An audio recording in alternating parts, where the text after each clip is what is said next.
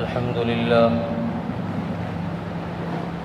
لله نحمده ونستعينه ونستغفره ونؤمن به ونتوكل عليه ونعوذ بالله من شرور أنفسنا ومن سيئات أعمالنا من يهده الله فلا مضل له ومن يضلله فلا هادي له ونشهد أن لا إله إلا الله وحده لا شريك له ونشهد أن سيدنا ومولانا محمدًا عبده ورسوله أما بعد فأعوذ بالله من الشيطان الرجيم بسم الله الرحمن الرحيم ولقد آتينا إبراهيم رشده من قبل وكنا به عالمين صدق الله العظيم۔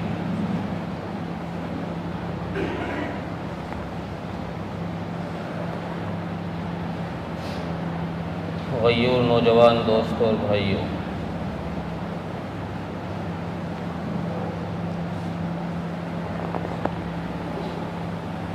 اس دنیا میں اللہ تبارک و تعالیٰ نے سب کو یکساں نہیں رکھا ہے۔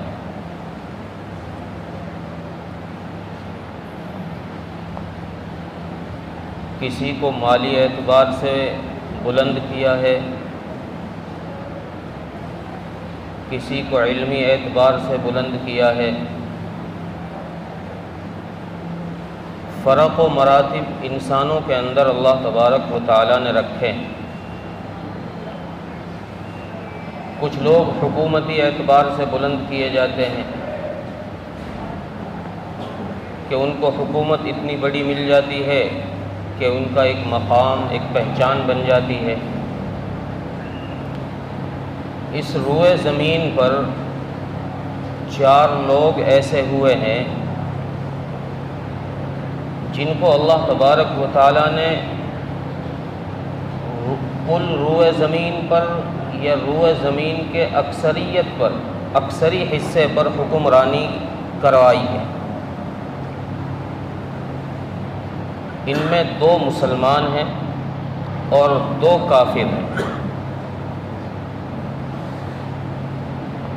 مسلمانوں میں ذوالقرنین اور حضرت سلیمان علیہ السلام کو اللہ تبارک و تعالیٰ نے یہ منصب عطا فرمایا کہ ان کو روئے زمین کی بادشاہت عطا فرمائی ہے، اور نافرمانوں میں، کافروں میں بخت نصر اور نمرود کو اللہ تبارک و تعالیٰ نے یہ حکومت کا منصب دیا۔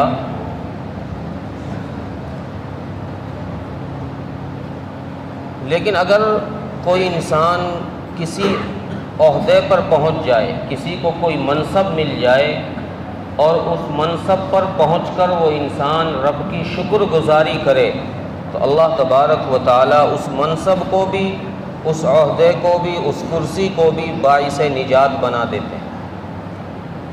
اور اگر انسان وہاں جا کر اترانے لگ جائے اور اپنے آپے کو ہی خدا کہنے لگ جائے، مخلوق کو اپنے سامنے جھکانا شروع کر دے تو پھر وہی انسان کی تباہی اور بربادی کا سبب بن جاتا ہے۔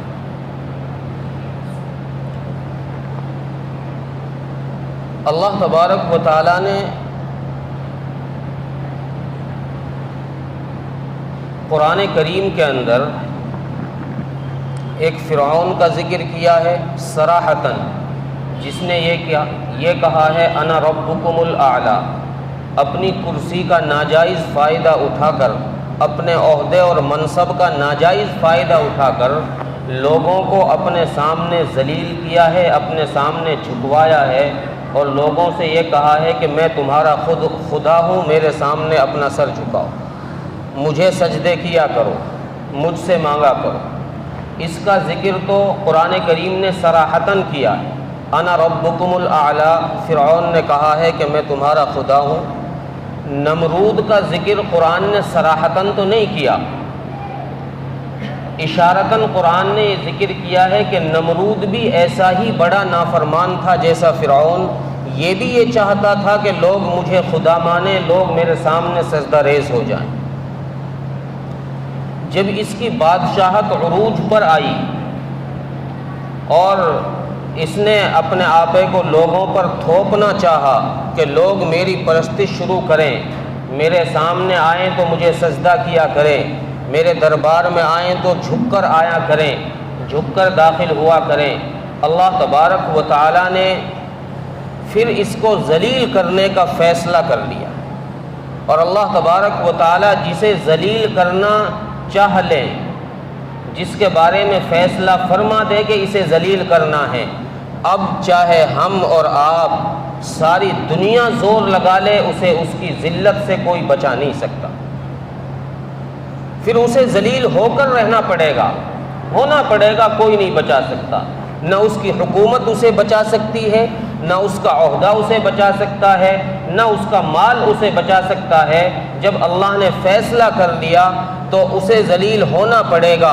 اور رب کریم فیصلہ یوں ہی نہیں کرتے، کسی کو رب کریم کو کسی سے ذاتی دشمنی نہیں ہے۔ اللہ اپنے ہر بندے سے محبت کرتا ہے، لیکن بندہ جب رب کا باغی ہو جاتا ہے، نافرمان ہو جاتا ہے، پھر رب کریم اسے ذلیل کرنے کا فیصلہ کر لیتا ہے۔ تو نمرود نے جب اس حکومت کا ناجائز فائدہ اٹھانا چاہا اور رب کریم کی ناشکری شروع کی، اللہ تبارک و تعالیٰ نے اسے ذلیل کرنے کا فیصلہ کیا اور اس کے انتظامات یہ پیدا فرمائے کہ خود نمرود کو ایک دن خواب دکھایا۔ نمرود کے خواب میں رات کو نمرود سویا اور خواب میں یہ دیکھا کہ کوئی مہنڈا آیا ہے اور اس نے میرے تخت کو جس پر میں بیٹھتا ہوں اس کو سینگوں سے تباہ کر دیا، توڑ دیا۔ صبح کو نمرود نے اپنے نجومی بلائے، معبر بلائے جو خوابوں کی تعبیر دیتے تھے، ان سب کو اکٹھا کیا اور سب کے سامنے یہ خواب رکھا کہ بھئی میں یہ خواب دیکھ رہا ہوں، کیا تعبیر؟ لوگوں نے کہا کہ آپ کی حکومت میں کوئی بچہ آنے والا ہے، کوئی بچہ پیدا ہونے والا ہے جو آپ کی حکومت کا زوال کا سبب بنے گا، آپ کو تہس نہس کر دے گا۔ نمرود نے کہا اچھا، اس کا انتظام میں کرتا ہوں۔ اب اس نے انتظامات شروع کیے کہ وہ بچہ پیدا ہی نہ ہو۔ اس نے انتظامات شروع کیے، عورتوں کی ٹولیاں بنائیں، 10 12 15 عورتوں کی ٹولیاں بنائیں، جماعتیں بنائیں مردوں کی، اور ان جماعتوں پر ایک آدمی کو امیر مقرر کر دیا، نگراں مقرر کر دیا کہ کوئی مرد کسی عورت سے نہ ملے، عورتوں پر مقرر کر دیا کسی عورت کو کہ کوئی عورت مردوں کے ساتھ نہ ملے تاکہ وہ بچہ وجود ہی نہ پائے۔ لیکن رب نے جو چاہ لیا اسے کوئی نہیں مٹا سکتا۔ اللہ تبارک و تعالیٰ نے یہ فیصلہ کر لیا کہ مجھے اس نمرود کی سلطنت کو ختم کرنے کے لیے ابراہیم خلیل اللہ کو وجود میں لانا ہے، آپ کو پیدا فرمانا ہے۔ اللہ تبارک و تعالیٰ نے وہ کام ایسا انجام دیا کہ نمرود کو کانوں کان خبر نہیں، پتہ ہی نہیں چلا کب میں کیا ہو گیا۔ نمرود کے دربار میں ابراہیم علیہ السلام کا بعض مورخین نے، مفسرین نے لکھا ہے کہ باپ کا نام یہ آزر ہے، اور بعض نے کہا ہے کہ نہیں، باپ نہیں، چچا کا نام آزر ہے، چونکہ عرب میں چچا کو بھی باپ ہی کہتے ہیں، اب سے ہی تعبیر کرتے ہیں۔ بہرحال یہ ان کے دربار میں رہتے تھے۔ حضرت ابراہیم علیہ السلام کے والد نمرود کے دربار میں قریبی ملازم تھے، ان کے دربار میں رہتے تھے، تو ان کو کسی جماعت پر نگراں بنا دیا، ایک جماعت بنائی، اس پر ان کو نگراں بنا دیا کہ بھئی کسی کو کسی عورت کے پاس نہیں جانا، تمہیں اس چیز کی نگرانی رکھنی ہے۔ لیکن اللہ تبارک و تعالیٰ نے انہی کے دل کے اندر خواہش پیدا کی اور یہ اپنی عورت سے جا ملے، اور اس ملاقات سے حضرت ابراہیم علیہ السلام باپ کی پشت سے ماں کے پیٹ میں آ گئے۔ نجومیوں نے صبح کو خبر دی کہ بادشاہ وہ بچہ ماں کے پیٹ میں آ گیا ہے۔ اب بادشاہ نے انتظامات اور سخت کر دیے کہ جس عورت کا پیٹ ذرا ابھرا ہوا دکھے، یا آج کے بعد جو عورت بچہ جنے اس کو قتل کر دیا جائے۔ اس نے ہزاروں بچے قتل کروائے، اور اللہ تبارک و تعالیٰ نے ابراہیم علیہ السلام کی والدہ کا پیٹ جو ہے وہ ابھرا ہی نہیں، ہی اندر وہ بچہ بڑا ہو گیا۔ ماں کو جب ولادت کا وقت قریب آیا تو حضرت ابراہیم علیہ السلام کی والدہ، جن کا نام عاملہ ذکر کیا ہے مفسرین نے، یہ جنگلوں میں گئی اور کسی غار میں جا کر بچے کو جنم دے کر غار کا منہ بند کر کے واپس آئی۔ اب یہ وقتاً فوقتاً جاتی رہتی، بچے کو دودھ پلاتی، لیکن اللہ تبارک و تعالیٰ نے ان کے پالنے کے اسباب آسمانوں سے مقرر کر دیے تھے، متعین کر دیے تھے۔ مفسرین نے لکھا ہے کہ حضرت ابراہیم علیہ السلام اپنے منہ میں اپنی انگلیاں دے کر، کبھی انگوٹھا دیتے، کبھی انگلی دیتے شہادت والی، کبھی بیچ والی، ان انگلیوں کے ذریعے سے اللہ تبارک و تعالیٰ نے ان کے روزی کا اسباب متعین کر دیے تھے کہ کسی انگلی سے دودھ نکل رہا ہے، کسی سے شہد نکل رہا ہے، کسی سے گھی نکل رہا ہے۔ یہ ماں تو وقتاً فوقتاً جاتی تھی، لیکن ماں دیکھتی تھی کہ میں جب آتی ہوں بچہ انگوٹھا پیتا ہے، کبھی انگلی چوستا ہے، تو ماں نے دیکھا کہ میں اس کے انگوٹھے اور انگلیوں کو دیکھوں کیا معاملہ ہے، یہ اس انگلیوں میں لگا رہتا ہے، میں تو بڑے وقت کے بعد آتی ہوں، اسے بھوک نہیں لگتی۔ تو ماں دیکھتی ہے کہ ان کے انگوٹھوں اور انگلیوں کے ذریعے سے اللہ تبارک و تعالیٰ نے روزی کا انتظام فرما دیا۔ بعض مفسرین نے لکھا ہے کہ نہیں، حضرت جبرائیل علیہ السلام تشریف لاتے اور حضرت جبرائیل علیہ السلام اپنے انگوٹھے اور انگلیوں کو ان کے منہ میں ڈالتے، اس کے ذریعے سے یہ دودھ اور شہد نکلتا تھا۔ بہرحال ان کی پرورش غار کے اندر ہوئی، نمرود کو کوئی خبر نہیں ہے۔ جب بچہ کچھ بڑا ہوا، چونکہ اللہ تبارک و تعالیٰ جس بچے کی پرورش فرماتے ہیں وہ بچہ عام بچوں کی طرح پرورش نہیں پاتا، عام بچوں کی طرح پرورش نہیں پایا کرتا۔ نبی اکرم صلی اللہ علیہ وسلم کی پرورش کے واقعات کتابوں میں ذکر ہے کہ آپ اور بچوں کی طرح بڑے نہیں ہوتے تھے، بلکہ آپ جب 1 مہینے کے تھے تو آپ 6 مہینے کے معلوم ہوتے تھے، اتنا قد بڑھ گیا۔ اسی طرح حضرت مریم کے یہاں جب بچے کی ولادت ہوئی، حضرت عیسیٰ علیہ السلام کی، تو ماں کی گود میں بچہ ہے اور بول رہا ہے، انی عبد اللہ آتانی الکتاب وجعلنی نبیا وجعلنی مبارکا اینما کنت واوصانی بالصلاۃ والزکاۃ ما دمت حیا۔ تو یہ اللہ کی پرورش کا نظام ہے۔ اللہ جب جس بچے کی خود پرورش فرماتے ہیں اس کا نظام الگ ہوتا ہے، اس کو اور بچوں سے کمپیریزن نہیں کیا جا سکتا۔ تو حضرت ابراہیم علیہ السلام کی پرورش بھی رب کریم نے کی، تو ان کی پرورش کا انداز بھی اور بچوں سے الگ ہوا کہ یہ اور بچے جب 1 ماہ کے ہوتے ہیں تو حضرت ابراہیم علیہ السلام ان کے مقابلے میں ان سے ڈبل نظر آتے ہیں، ان سے زیادہ نظر آتے ہیں۔ جب یہ بڑے ہو گئے، بلوغ کے قریب ہو گئے، تو حضرت ابراہیم علیہ السلام کی والدہ باپ کے مشورے سے حضرت ابراہیم علیہ السلام کو اپنے گھر لے آئی، وہاں غار سے۔ بعض مفسرین نے لکھا ہے کہ 16 یا 17 مہینے غار کے اندر رہے حضرت ابراہیم علیہ السلام۔ اس کے بعد جب غار سے ان کو نکالا گیا تو گھر لایا گیا۔ گھر کے ماحول کو دیکھتے ہیں کہ گھر میں 2 قسم کے لوگ ہیں۔ نمرود کی قوم 2 حصوں میں تقسیم تھی۔ کچھ لوگ وہ تھے جو ستاروں کو پوجتے تھے، کچھ لوگ وہ تھے جو مورتیوں کو پوجتے تھے۔ 2 حصوں میں یہ قوم بٹی ہوئی تھی۔ کچھ اپنے خدا ستاروں اور چاند سورجوں کو مانتے تھے، اور کچھ لوگ وہ تھے جو اپنے ہاتھ کے بنائے ہوئے بتوں سے اپنی حاجتیں پوری کروانا چاہتے تھے۔ یہ سمجھتے تھے کہ یہ ہمارے معبود ہیں، اور انہی مورتیوں کو بنانے کا کارخانہ آزر کے گھر میں کھلا ہوا تھا۔ یہ آزر انہی مورتیوں کو اپنے ہاتھ سے تراش کر بنایا کرتا تھا۔ لیکن جب حضرت ابراہیم علیہ السلام اپنی قوم میں آئے اور قوم کا یہ حال دیکھا کہ میری قوم ستاروں کو پوجتی ہے، میری قوم آسمان کے چاند اور سورج کو پوجتی ہے، تو ایک دن رات کے اندر حضرت ابراہیم علیہ السلام گھر سے باہر نکلے اور آسمان کی طرف دیکھا، ستارہ چمک رہا ہے۔ اس ستارے کو دیکھ کر ابراہیم علیہ السلام نے کہا، فلما جن علیہ اللیل رآ کوکبا، کہ یہ جو چمکدار ستارہ ہے یہ خدا ہو سکتا ہے، یہ لوگ جو ستاروں کو پوج رہے ہیں، ہو سکتا ہے یہ خدا ہو جو سب سے زیادہ چمک رہا ہے۔ فلما جن علیہ اللیل رأى کوكبا قال هذا ربی فلما افل قال لا احب الآفلین۔ جب وہ ستارہ اپنے وقت پر جا کر چھپنے لگا تو ابراہیم علیہ السلام نے فرمایا کہ جو چھپ جائے، جو غائب ہو جائے اور وقت پر قائم نہ رہ سکے، وہ خدا نہیں ہو سکتا۔ اب جب ستارہ چھپا تو چاند کی روشنی بڑھنے لگی، چاند ظاہر ہو گیا۔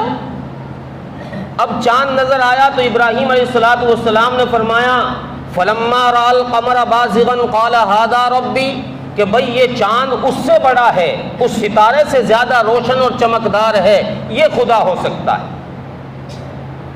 فلما رأى القمر بازغا قال هذا ربی، یہ خدا ہو سکتا ہے۔ فلما افل قال لا احب الآفلین۔ جب وہ چاند بھی ڈوب گیا، وہ چاند بھی چھپ گیا، تو پھر ابراہیم علیہ السلام نے فرمایا کہ اگر میرا رب مجھے ہدایت نہ دیتا تو میں بھی انہی مشرکوں میں سے ہو جاتا۔ جو یہ چاند کو پوجنے والے، ستاروں کو پوجنے والے، سورج کو پوجنے والے، اگر میرے رب نے مجھے ہدایت نہ دی ہوتی تو میں بھی انہی لوگوں میں شمار ہو جاتا۔ جب وہ چاند ڈوبا تو سورج نکلنا شروع ہو گیا، صبح کا وقت ہو گیا، سورج بڑا نکلا چاند سے بھی۔ تو ابراہیم علیہ السلام نے فرمایا ھذا ربی، یہ ہو سکتا ہے میرا رب۔ فلما رأى الشمس بازغا قال ھذا ربی فلما افل قال لئن لم يهدني ربی لاکونن من القوم الضالین، کہ یہ چاند سے بھی بڑا ہے، ہو سکتا ہے یہ خدا۔ جب وقت آیا سورج بھی ڈھلنا شروع ہو گیا، غروب کے وقت میں سورج بھی جا کر اپنی جگہ میں چھپ گیا، تو ابراہیم علیہ السلام نے فرمایا جو چھپ جائے، جو غائب ہو جائے، جب ضرورت پڑے وقت پر موجود نہ رہے، وہ خدا نہیں ہو سکتا۔ میرا رب اور ہے۔ انی وجہت وجہی للذی فطر السماوات والارض حنیفا وما انا من المشرکین، میرا خدا وہ ہے جس نے آسمان بھی بنایا ہے، زمین بھی بنایا ہے، میں نے اپنی ذات اپنے رب کے سپرد کر دی۔ ابراہیم علیہ السلام کو اللہ تبارک و تعالی نے بچپنے سے ہی نبوت کا منصب عطا کر دیا تھا۔ قرآن کریم کی اس آیت کی طرف یہ آیت اشارہ کر رہی ہے جو میں نے خطبے میں تلاوت کی، وَلَقَدْ آتَيْنَا إِبْرَاهِيمَ رُشْدَهُ مِنْ قَبْلُ وَكُنَّا بِهِ عَالِمِينَ، کہ ہم نے ابراہیم علیہ السلام کو بچپنے میں ہی وہ رشد و ہدایت دے دی تھی۔ جس رشد و ہدایت کے بعد انسان گمراہ نہیں ہو سکتا، جس رشد و ہدایت کے بعد، جس اللہ کی رہبری کے بعد انسان راہ راست سے نہیں بھٹک سکتا۔ اللہ فرماتے ہیں ہم نے ابراہیم علیہ السلام کو بچپنے میں ہی وہ ہدایت دے دی، اور پھر ہم اس کے بارے میں زیادہ جاننے والے، وَكُنَّا بِهِ عَالِمِينَ، ہم زیادہ جانتے ہیں کس کو ہدایت کب دینی ہے، کس کو کس راستے پر لے کر جانا ہے، کون کس چیز کا مستحق ہے، ہم اس کو اچھی طرح جانتے ہیں۔ اب یہ ستاروں کی اور سورج کی اور چاند کی بے بسی ابراہیم علیہ السلام کے سامنے کھل کر آ گئی کہ بھئی یہ خدا نہیں ہو سکتے، یہ معبود نہیں ہو سکتے۔ اب گھر کی طرف گئے، گھر کا ماحول دیکھا، باپ اپنے ہاتھوں سے خدا بناتا ہے، تصویر بناتا ہے، مورتیاں بناتا ہے، مورتیوں کو بنانے کا مستری ہے، مکینک ہے، اور ان مورتیوں کو بنا کر تراش کر پھر ان کو بازار میں لے جا کر فروخت کرتا ہے۔ ابراہیم علیہ السلام کو بھی ایک دن باپ نے کہا کہ بیٹا اب تم بڑے ہو رہے ہو، ذرا باپ کا سہارا بنو اور ساتھ چلو، باپ کا سہارا بنو اور ساتھ چلو۔ ابراہیم علیہ السلام کو ساتھ لے کر گئے کہ بیٹا مورتیاں بیچو۔ ابراہیم علیہ السلام نے باپ کے حال چال دیکھے، چونکہ انسان جس چیز کو مارکیٹ میں فروخت کرتا ہے اس کی کچھ خوبیاں بیان کرتا ہے، کچھ صفات بیان کرتا ہے، تب جا کر لوگ اسے خریدتے۔ اب باپ نے ان مورتیوں کی تعریف شروع کی، یہ کرنے والا ہے، یہ بارش دینے والا ہے، یہ بیماری سے شفا دینے والا ہے، یہ روزی دینے والا ہے، یہ کرنے والا ہے، جو ان کی صفات ان کی نظر میں تھی انہوں نے وہ خوبیاں ان مورتیوں کی بیان کی اور بیچ کر آگے۔ اگلے دن باپ نے ایک مورتی ابراہیم علیہ السلام کو بھی دے دی، مورتیوں کا ایک گٹھڑ دے دیا یا ایک مورتی دے دی کہ جا بیٹا جیسے کل میں نے بیچا تھا تو بھی ایسے ہی بیچ کرا۔ ابراہیم علیہ السلام نے، ابن کثیر لکھتے ہیں کہ بجائے سر پر رکھنے کے اس گٹھڑ کو یا اس مورتی کو ابراہیم علیہ السلام نے کسی رسی سے باندھا اور اس کو گھسیٹتے ہوئے لے کر جا رہے ہیں گلیوں میں، اس مورتی کو گلیوں میں گھسیٹتے ہوئے لے کر جا رہے ہیں، اور آواز کیا لگا رہے ہیں؟ باپ کی آواز تھی کہ لے لو، یہ نفع دینے والا ہے، یہ شفا دینے والا ہے، یہ روزی دینے والا ہے، یہ اولاد دینے والا ہے، یہ باپ کی آواز تھی۔ بیٹا آواز لگا رہا ہے، من یشتری لا ینفع، من یشتری لا ینفع ولا یضر، خرید لو ایسے خدا جو نہ نفع دے سکتا ہے نہ نقصان پہنچا سکتا ہے۔ اب جس چیز کو مارکیٹ میں لے کر جاؤ اور آپ کہو کہ اس چیز کے اندر یہ خرابی، یہ کمی، کون بیوقوف ہے جو اس کو خریدے گا؟ کون کم عقل ہے جو اس کو خریدے گا؟ شام تک ابراہیم علیہ السلام اس کو گلیوں میں گھسیٹتے رہے اور اس کی برائیاں بیان کرتے رہے کہ بے بسی ہے، بے کمزور ہے، لاغر ہے، کچھ نہیں کرنے والا۔ اس کی برائیاں بیان کر کر کسی نے اس کو ہاتھ تک نہیں لگایا۔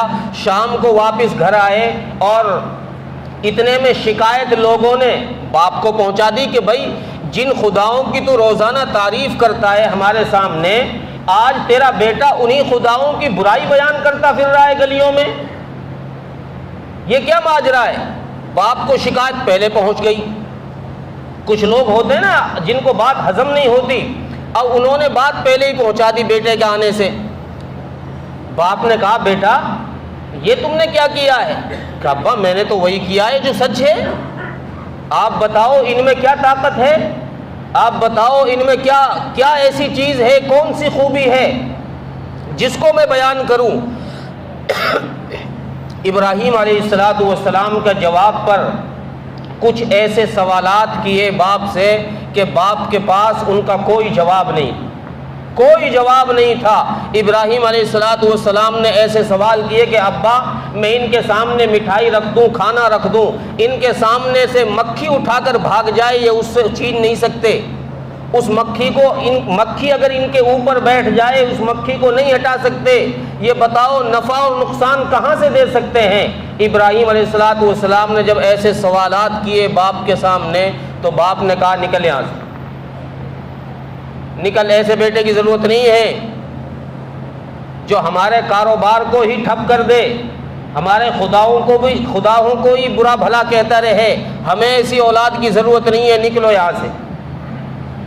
ابراہیم علیہ السلام کو گھر سے نکال دیا، لیکن چونکہ اللہ تبارک و تعالیٰ نے رشد و ہدایت ابراہیم علیہ السلام کو دے رکھی ہے، نبوت کا منصب سر پر ہے، نبوت والا تاج سجایا ہوا ہے، اس نکالنے کو عیب نہیں سمجھ رہے، برا نہیں سمجھ رہے، باپ کی طرف سے نفرت نہیں ہے کہ یہ باپ میرے بارے میں برا سوچ رہا ہے تو میں بھی اس کے بارے میں برے خیالات رکھوں۔ یہ اللہ والوں کی پہچان ہوتی ہے، اگر کوئی ان کو گالی دے تو وہ ہنس کر معاف کر دیتے ہیں، وہ ہنس کر مسکرا کر جواب دے دیتے ہیں، کوئی بات نہیں۔ ابراہیم علیہ السلام کو باپ نے گھر سے نکالا، ابراہیم علیہ السلام ہنس کر دعائیں دیتے ہوئے باپ کو سمجھاتے ہوئے گھر سے باہر جا رہے ہیں۔ دعائیں کیا دی ہیں، باپ کو کیا سمجھایا ہے، وہ انشاءاللہ آئندہ ہفتے میں۔ اللہ تبارک و تعالی عمل کی توفیق عطا فرمائے۔ وآخر دعوانا الحمدللہ رب العالمین۔